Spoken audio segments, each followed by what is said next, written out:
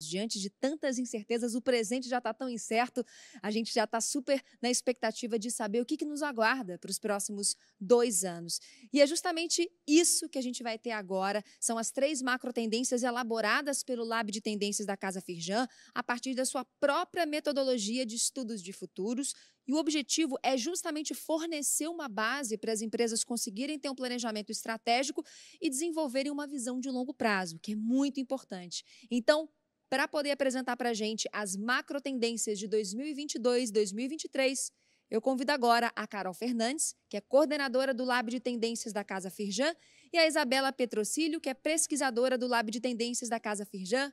Muito bom dia, Carol. Muito bom dia, Isabela. Sejam muito bem-vindas. Olá, Priscila. Muito obrigada. Obrigada a todos. Bom dia. É um prazer estar aqui com vocês mais uma vez para apresentar esse relatório.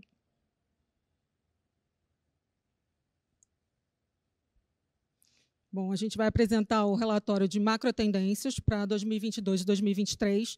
Todo final, todo evento, na verdade, a gente apresenta esse relatório, que é feito pensando exatamente sobre quais são os desafios, as oportunidades, como os sinais de mudança estão trazendo ali para a gente alguns caminhos para a gente pensar essas possibilidades de futuros.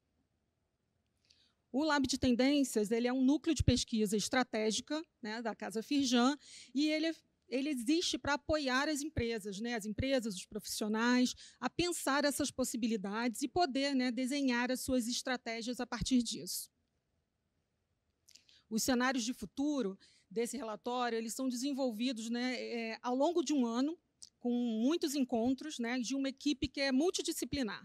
A gente tem designers, engenheiros, antropólogos, porque é muito importante ter essa diversidade na hora que a gente está pensando essas possibilidades de futuros.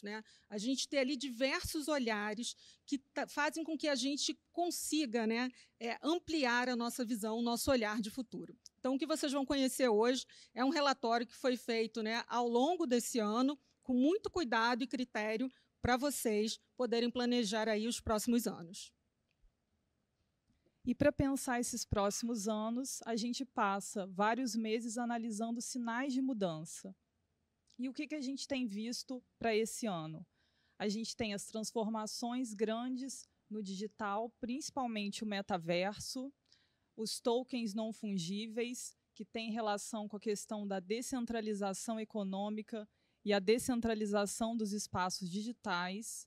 A gente tem a questão importante também, que é a crise da logística da cadeia de suprimentos, a questão do consumo e da produção de baixo impacto, a eficiência dos recursos também é uma demanda grande em relação à questão da crise climática.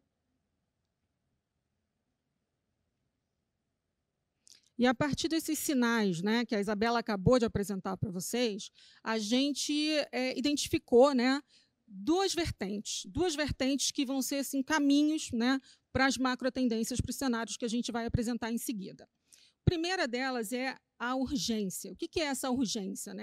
Ela vem de uma lógica de escassez, como a Isabela bem falou, uma crise na cadeia de suprimentos, que ainda vai durar alguns anos, muito causada pela pandemia. Então, a dificuldade de ter acesso a alguns produtos, matérias-primas, acesso a alguns fornecedores que estavam em outros países, materiais que a gente já não produzia mais e que a gente teve que passar a produzir, ou criar estratégias para a gente ter acesso.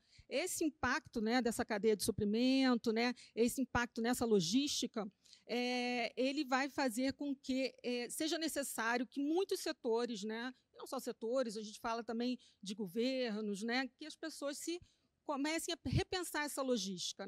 Então, um grande impacto que a gente vê aí e ainda vai continuar para os próximos anos, que vai ser necessário repensar essa forma, essa logística que a gente tinha antes, não funciona mais, como que a gente vai continuar daqui para frente. E a segunda vertente é a reconstrução. E a reconstrução ela é baseada no que a gente chamou de solucionismo tecnológico. Uma ideia, né, que, diante das inseguranças que se apresentam, né, e aí a gente tem diversas inseguranças, a tecnologia é a grande salvadora, né, desse momento. A gente vai aí falar, né, como que a gente pode lidar com essa ideia, né, dessa tecnologia salvando, criando novos mundos, né, mundos sintéticos, né, mundos digitais, como a gente vai ver aí nos próximos temas. Então, esses são os nossos 3 cenários para os próximos 2 anos. Cybertopia, Altermundo e Pluridiverso. Nos próximos slides, a gente vai entrar com mais profundidade em cada um deles. Nosso primeiro tema é o Cybertopia. Cybertopia, a gente fala de uma tecnologia para um mundo descentralizado, né? O que é isso, né? A gente fala dessa tecnologia como grande transformadora e também entrando ali para criar um novo movimento de mundo, né? Uma descentralização que a gente vai ver das finanças, os espaços também mais híbridos, a necessidade também de regulações para essas tecnologias. A gente vai falar muito de ética aí, como a Hebe falou, né? Na palestra anterior aí que a gente teve antes da Suzana. Então, muito do que a gente discutiu no festival, né? Vocês vão ver aqui como temas também fundamentais desses 3 cenários para os próximos 2 anos. A gente começa falando das rupturas, né? Então, quais foram as rupturas que causam esse cenário, né, ou que alimentam esse cenário? A gente começa falando ali, né, dessa disseminação de espaços híbridos. O que é isso? Nesse momento pós-pandemia, a gente vai voltar, né, para espaços presenciais, mas a gente entende que os espaços digitais, virtuais, eles precisam continuar. Então, não tem como a gente pensar, né, ou isso ou aquilo. A gente tem que pensar sempre nesse hibridismo, né? Então, como serão esses espaços? Como a gente vai conseguir manter essas conversas, né, entre o presencial e o digital? Outra é a demanda por uma tecnologia ética. Já tinha falado isso ali no início, né? A gente vai ter uma chegada muito forte de tecnologia. A gente já vem falando isso ao longo dos últimos anos, né? Sobre essa chegada muito forte da tecnologia. E muito dessa tecnologia foi chegando, né? Bem com inovações, mas pouco havia se pensado sobre legislação, né? Sobre questões de ética. E a gente começa a ver, né? As leituras faciais, né, que começaram a chegar aí carregadas de vieses, a gente começou a encontrar aí alguns preconceitos, né, também leituras de dados, a gente começa a se questionar, né, e se preocupar com isso. Então, também uma demanda muito forte, né, para se olhar para essa tecnologia com mais cuidado. E os processos de descentralização, né? Como eu já havia falado, descentralização financeira, principalmente, a gente tem aí uma economia digital crescendo muito forte, né? Com as criptomoedas, as NFTs. Também temos uma descentralização ali na internet, uma renovação da internet, né, Isabela? A gente vai ver isso aí para os próximos anos. Então, essas são as 3 rupturas, né, que formam esse primeiro cenário chamado Cybertopia. E a partir dessas rupturas que a Carol mencionou com vocês, a gente tem 6 microtemas, que são 6 derivações desse grande tema que é a cybertopia.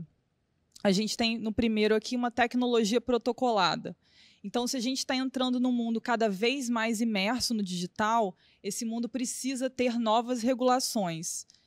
Então, a inteligência artificial, a questão da leitura de dados, tudo isso precisa estar cada vez mais mapeado pelas empresas, pelas pessoas. Esse letramento digital vem cada vez mais forte também. Nós já tratamos desse tema em outros relatórios e agora isso vem ainda com mais destaque.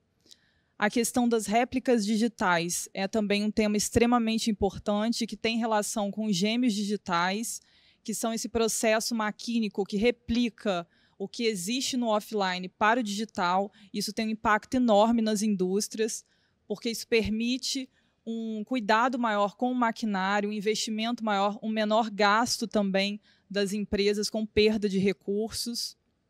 A questão da economia simbólica, a Carol já trouxe para a gente, os tokens não fungíveis, que são os NFTs, e outros processos em que a posse é mais importante que o bem em si. Então, a gente tem aí um processo também de desmaterialização econômica. E, além disso, a gente tem aqui as experiências totalizantes. Então, a gente tem esses espaços que se integram totalmente com o offline e o online. E as empresas também cada vez mais criando ecossistemas de negócios, que é também um assunto fundamental para o futuro, né, Carol? Sim. E, além disso, o ecossistema robótico também. Então, a gente vai ver cada vez mais uma presença dos robôs nas indústrias e uma automatização desses robôs também em processos autônomos que vão auxiliar ainda mais os negócios. Tivemos até a palestra dos cobots, né? Que Exatamente. são os robôs que colaboram, né, com os humanos. Então, a gente vai ter aí também uma diversidade, né, nessa robótica e um crescimento muito grande aí nesse campo. E aí traz um pouco daquela dúvida que todo mundo tem, será que os robôs vão roubar o nosso espaço no mercado de trabalho? Mas a gente vê uma integração cada vez maior entre os robôs e os humanos, e ocupando diferentes espaços e também abrindo para novas carreiras, né, Carol? Que a gente tem visto também dos gestores de metaverso, os gestores dessas máquinas, porque alguém também tem que construir essas máquinas autônomas, né? Arquitetos de metaverso. Exatamente. Também. O metaverso está criando aí uma série de novas profissões, né? Então, é interessante ficar de olho nesses temas e entender quais são as possibilidades que vão vir a partir disso. E, por fim, a gente tem a interação fluida, que são esses espaços com cada vez menos fricção entre o online e o offline, e a gente vendo isso cada vez mais integrado, ocupando esses espaços com hologramas ou a gente entrando no digital por meio dos avatares. Isso está crescendo bastante. O interessante disso, né, é a entrada disso nos negócios, né? Porque antes se falava muito sobre isso em games, né, na parte de entretenimento, e o que a gente está acompanhando agora é a chegada disso muito forte nas empresas e nos negócios. Então, os hologramas e os avatares, né, para as reuniões, para o trabalho remoto. Então, também são temas importantes para a gente acompanhar aí para os próximos anos. Exatamente, Carol. A aposta do metaverso, que era a princípio muito para esse universo dos games, hoje vem como uma grande aposta para os negócios. E continuando aqui na Cybertopia, a gente tem alguns impactos dessa macro tendência. A gente tem o uso de dados para gerenciamento de risco, então cada vez mais uma necessidade das empresas de captarem esses dados em tempo real e conseguirem agir sobre eles. A utilização das máquinas para conveniência máxima, então as entregas automatizadas por robôs, processos também de reparo de máquinas sendo feito por outras máquinas, essa é uma tendência também muito forte. E os processos de manutenção preditiva, em que os dados conseguem auxiliar que evitem problemas nas máquinas e parem a produção. Então, são impactos super importantes para o futuro dos negócios. Ainda mais que a gente vai cada vez mais depender, né, dessas máquinas, dessa automação. Então, esse cuidado, né, vai ser fundamental. Exatamente, Carol. E, para finalizar essa macro tendência, a gente tem os desafios. E, como desafio aqui, a gente tem a imersão controlada, que são novas estratégias da gente se inserir no mercado digital. Então, a gente tem tudo aí imerso na tecnologia, mas como que a gente regula isso? Isso é um ponto importante para os jovens, principalmente. Estão sendo criadas cada vez mais regulações diante do uso dessas tecnologias e também a própria lógica da experiência dos usuários dessas redes, de como que isso pode evitar vícios e outras questões também perigosas dentro desse universo digital. Aí a gente passa para uma outra questão fundamental, que é a malha de segurança tecnológica. Se a gente está completamente imerso no ambiente digital, como que a gente assegura os nossos dados? Exatamente. A cibersegurança vai ganhar um destaque cada vez maior, né?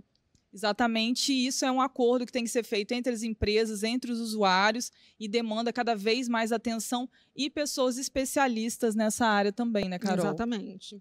E temos aí também, Isabela, os espaços obsoletos, né? A partir do momento que estaremos cada vez, né, mais, né, no digital, o que vai acontecer com alguns espaços, né? Como esses espaços terão que ser repensados para poder se integrar também. Aí muita gente fala, não, mas agora nós estamos no pós-pandemia, muita gente quer o presencial. Sim, teremos muitas pessoas voltando aí, né, para atividades presenciais, mas é o que a gente falou, existe um hibridismo, né? E alguns lugares já não comportam, né, essa dinâmica.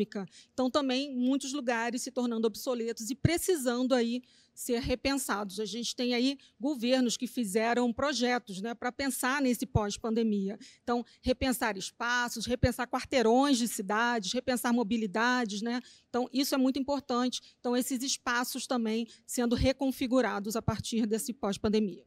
E com isso a gente vê os espaços digitais trazendo, incorporando, né, elementos do espaço físico e os espaços físicos, as lojas, os comércios, as empresas, já integrando na sua estrutura um espaço para esse diálogo com o digital. Isso. Agora a gente vai para a nossa segunda macro tendência, que se chama Altermundo. E aí a gente está falando de uma macrotendência que tem um foco muito grande na questão da crise climática, né? Então, é uma tecnologia voltada para a manutenção de um mundo habitável, um tema que é muito importante. Também a gente já vem falando da crise climática há algum tempo, né? Já foi até vertente, né, das nossas macros. É um tema que não dá para não falar, não dá para não olhar, é importante para as empresas, para os indivíduos, para os governos, todo mundo tem que estar ali muito direcionado para a preocupação desse tema, porque realmente fala, né, sobre como, né, o planeta vai continuar, como nós continuaremos e também o legado que deixaremos para as próximas gerações. Isso é muito importante, né, essa preocupação, né, do que deixaremos de possibilidade para aqueles que já estão aí, que já nasceram e que estão para nascer. E aí a gente fala também, né, de consciência, de rastreabilidade. Entrando nas rupturas, como eu falei, a crise climática, né, é a ruptura mais forte e densa, né, desse tema. É um tema que está realmente ali falando, precisamos repensar como vivemos, precisamos achar alternativas, por isso Altermundo, né? E aí, nessa preocupação, né, da crise climática, dessas alternativas, a gente vê a tecnologia aparecendo aí, dando possibilidades, né, possibilidades de criar carnes de laboratório, né, de ferramentas para descarbonização, de criar novos sistemas para mobilidade. Então, a tecnologia aparecendo aí, né, para alimentar, né, dar uma ajuda aí para a gente conseguir, digamos assim, consertar, né, algumas coisas. Claro que a gente tem que entrar depois numa outra conversa, né, Isabela, sobre como ver, né, só o reparo, né, ou olhar ali, né, o que está por trás realmente daquele problema. Mas, enfim, né, temos algumas coisas que são emergenciais e aí a tecnologia vai nos ajudar com isso. Sim, exatamente, Carol. Pensar nas causas, né? Não só na forma como a gente pode reparar os problemas que a gente está vivendo hoje. Exatamente. E aí a gente fala da crise climática, como eu falei, a crise climática também, né? Esse tema todo, né, que a gente está abordando, ele vai demandar uma transparência máxima das empresas, então, e também, né, dos governos, as pessoas questionando, né, como foi feito esse produto, de onde vem, qual é a cadeia, né, de suprimentos, qual é a cadeia produtiva, como que as pessoas que trabalham e que fizeram esse produto foram tratadas, né? Então, isso vai ser cada vez mais demandado, principalmente as gerações mais jovens, né, que já vêm aí com todo um letramento, né, de sustentabilidade, da economia verde, né, que a Isabela já vai falar em seguida. E a gente tem esse cuidado, né, de prestar atenção, né, não só nos temas que estão acontecendo agora, mas como esses temas vão reverberar, né? E a partir do momento que você tem toda uma geração, né, que já vem com esse letramento, você já entende que essas pessoas serão consumidores, né, cada vez mais conscientes e cada vez demandarão mais isso, né, das empresas. Então, é importante a gente ter um olhar muito cuidadoso, né, para esse tema, não só porque ele impacta em como vivemos, né? Precisamos de um mundo habitável para que a gente continue vivendo bem nele, mas também, né, para a gente pensar também nesse legado, né, e nesses que estão chegando também, a gente deixar uma história bonita para eles e que eles possam aproveitar também, né, como muitos de nós já aproveitamos. E esse consumo informado, como a Carol estava falando para a gente, ele não é só responsabilidade das pessoas, dos indivíduos, mas também das empresas. Então, dentro dessa lógica da economia verde, a gente vê cada vez mais negócios trazendo dados aos consumidores sobre o nível de impacto de cada produto ou de cada serviço para que seja possível fazer escolhas cada vez mais informadas. Isso é um tema que a gente vai ver crescer cada vez mais. E, além dessa questão, dentro da economia verde, a gente também vê o tema da descarbonização, que a Carol já tinha mencionado, e outras ações ligadas a esse mercado do clima, que também é um tema hoje incontornável para as empresas e para os indivíduos. E aí, a partir dessas rupturas que a gente estava comentando agora com vocês, a gente desenvolveu 6 microtemas para falar sobre essa macro tendência. Então, a gente tem a resiliência sistêmica, que diz sobre esse mundo que precisa se manter funcionando apesar de tudo, né, Carol? E as estratégias que a gente precisa para isso.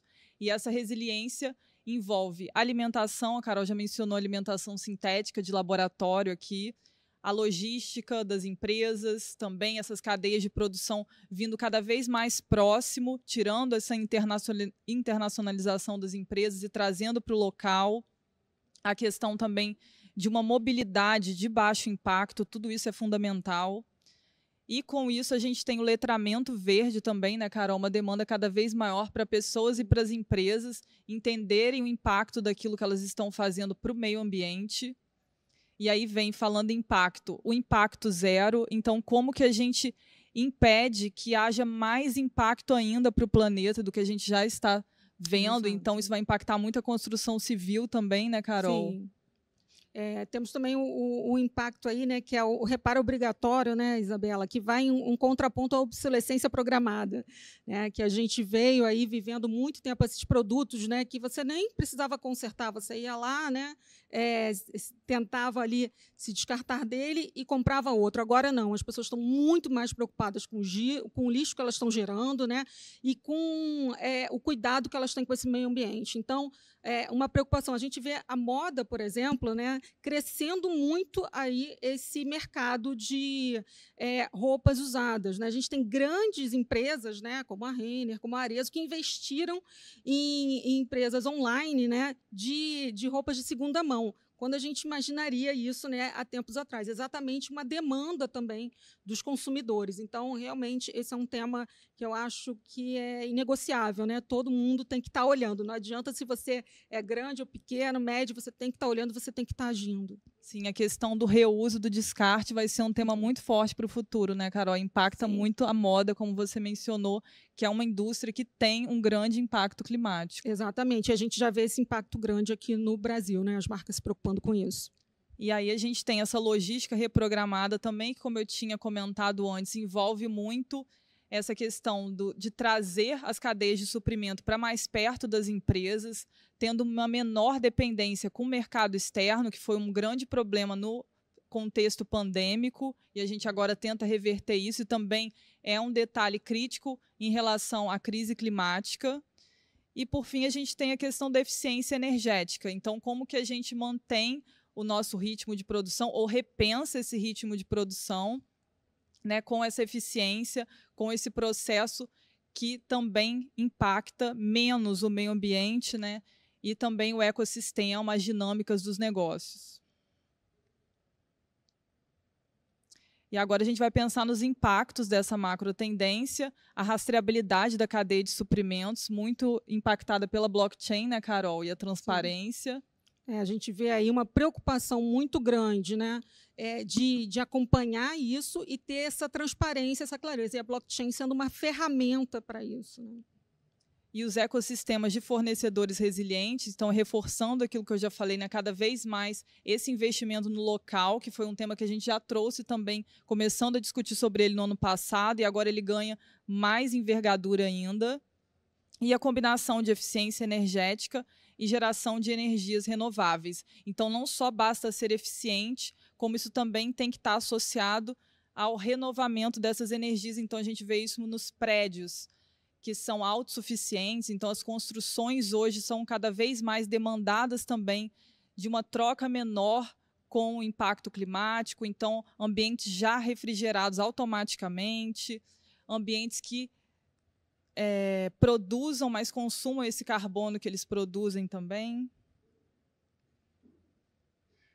E, por fim, a gente tem os desafios dessa macro, né, Carol? Com elaboração de novos compromissos climáticos, a gente tem visto cada vez mais uma demanda disso para os países e para as empresas. Sim, a gente tem acompanhado isso, né, e o posicionamento, né, das empresas, dos países e até de pessoas influentes, né, se colocando aí como grandes líderes do assunto, né, trazendo a importância sobre esse tema. O desenvolvimento da inteligência logística, a gente falou que vai ser fundamental, né, repensar essa logística, né, repensar essa forma, né, de se movimentar no mundo, né, respeitando, né, o zero impacto, né, ou o menor impacto possível. A gente tem aí alguns acordos e combinações, né, de como se pode impactar, e até algumas tecnologias se repensando também, já tendo ali, né, o seu impacto rastreado, e aí repensando como é que como é que ela pode ser reformulada ali para ser retrabalhada. E essa questão da logística é tão forte que já estão sendo criados novos empregos nessa área, e é uma das áreas também com promessa de maior aquecimento do mercado. Sim.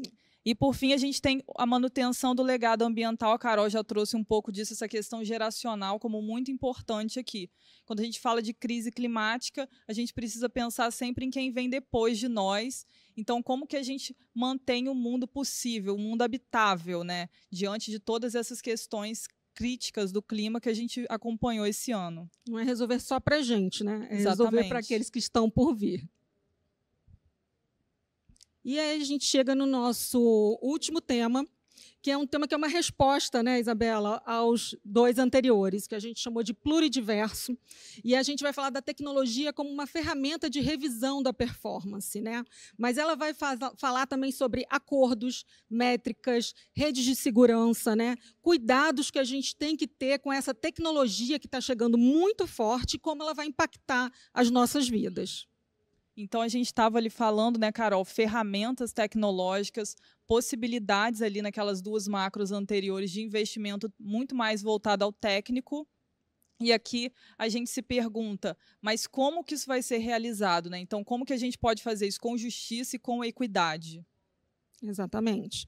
E aí vamos para as rupturas, né, que nos levaram a isso. Então, a gente vê um aumento de reivindicação de direitos, né, direitos de diversos caminhos, né, a gente fala de direitos trabalhistas, de gênero, né, de religião, enfim, né, temos aí uma questão muito forte, né, que são as pessoas cada vez mais conscientes do seu papel e também reivindicando, né, os direitos que elas têm de se colocar no mundo, das suas visões, das suas formas de performar. A partir disso, também vemos novas etiquetas para as relações digitais. Então, as redes sociais realmente elas explodiram, né, até em uma polarização muito grande e uma forma, né, que muitas vezes traz um pouco de agressividade. Então, a gente se repensando, se recolocando, quais são as melhores formas de a gente estar nesses ambientes e também cobrando, né, tanto das pessoas quanto das próprias plataformas que criem regras, né, para essas relações digitais que vão cada vez mais aumentar. E a logística afetiva, né? O que é a logística afetiva, Isabela? Nesse momento de pandemia, né, que as pessoas se recolheram, foram ali, alguns adotaram cachorrinhos, foram morar com suas famílias, né? Existe uma renegociação dos laços afetivos nesse retorno, né, do pós-pandemia. Exatamente. Aí como que a gente pensa isso tanto em termos de gestão das empresas, né, Carol, até uma demanda de gestores específicos para o trabalho remoto, também Exatamente. tem um mercado para isso, e como que vai se relacionar com a demanda de cada grupo de indivíduos, para onde vão essas pessoas, como que a gente se relaciona, isso também tem um pouco a ver com as novas etiquetas que você tinha falado, porque o trabalho remoto também nos traz novos protocolos de interação.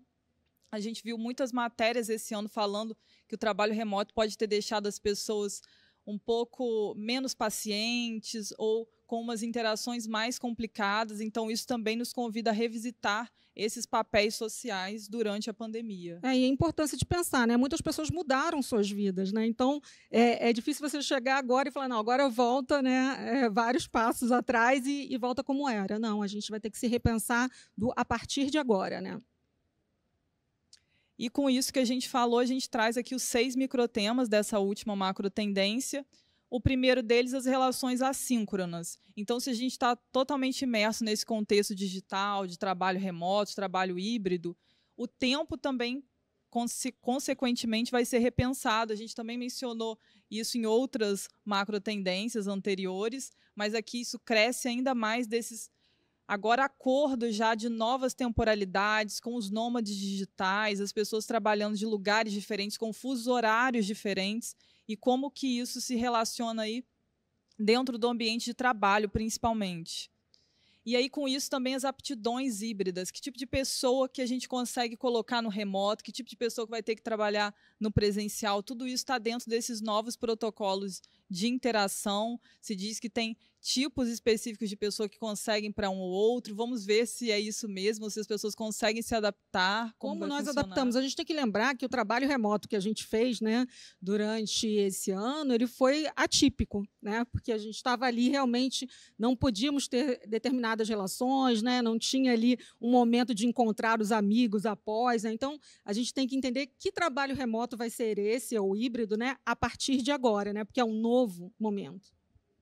E aí, com isso, a gente tem também a gestão da diferença, que envolve principalmente os negócios, novamente aqui, e como que eles vão dar conta desse panorama tão diverso de funcionários, de novas demandas, também de novas demandas de serviços e produtos por conta disso, como é que eles atendem o consumidor e atendem os seus funcionários de uma maneira equilibrada.